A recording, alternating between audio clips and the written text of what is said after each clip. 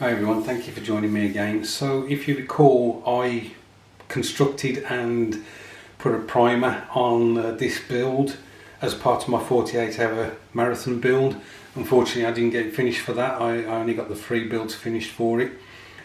So this was waiting in the sidelines for me to complete it, and I have completed it now.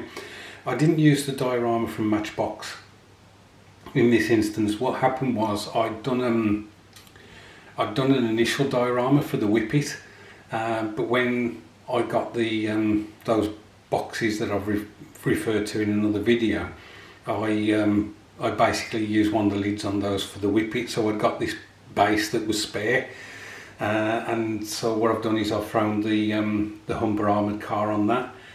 I don't know whether I've mentioned this, I'm pretty sure I have. This was a dream to put together. I really enjoyed this. It's on sale again now, repop by Revel.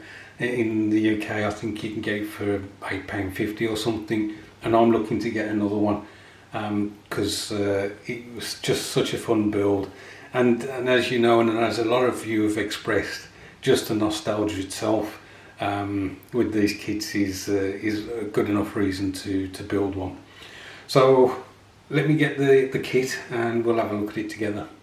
Okay guys, so here it is. As I say, the base is a plastic base from Games Workshop, and what I'd done is I'd used polyfiller to create a base for the Whippet, and I'd pushed the tracks of the Whippet into the polyfiller whilst it was still wet, moved it about a bit so that I knew it would definitely fit in there, and then of course I ended up not using it at all, but I decided not to waste it, and I then got some sand, put some PVA glue all over the polyfiller, and then scattered the sand over it. Then once the sand was dry, I used Mk.II's Desert Yellow, I think it was, for the colour of the base.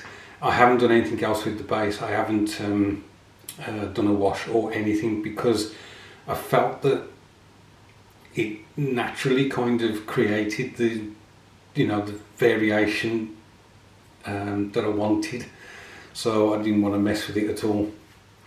The armoured car itself was painted in the same colour as the base, and then the usual thing was to, because this paint has like a satin finish anyway, I just put the decal straight on. I didn't bother using a varnish, and then once they were dry, I just I put a satin varnish over the top. I didn't use any decal fixing solutions on this one. Then I used a acrylic pin wash from AK again, sorry, from Mk.II, and as I say, I did it as a pin wash rather than a all over wash. Oops, sorry about that. Rather than all over wash, because it was suggested to me an all over wash would tone everything down, and it does. It does do that. It does tint it. So I just did it as a pin wash. Once that was dry, I gave it a spray of satin varnish from Games Workshop, and then I looked at doing the chipping, which was the usual thing, the lighter colour of the main colour, and then within some of those lighter patches adding some it's actually chipping colour from I think this from AK, which is like a brown into those parts, so it looks like the metal's been rusted slightly, or we're down to the primer coat. The figure was painted with Games Workshop's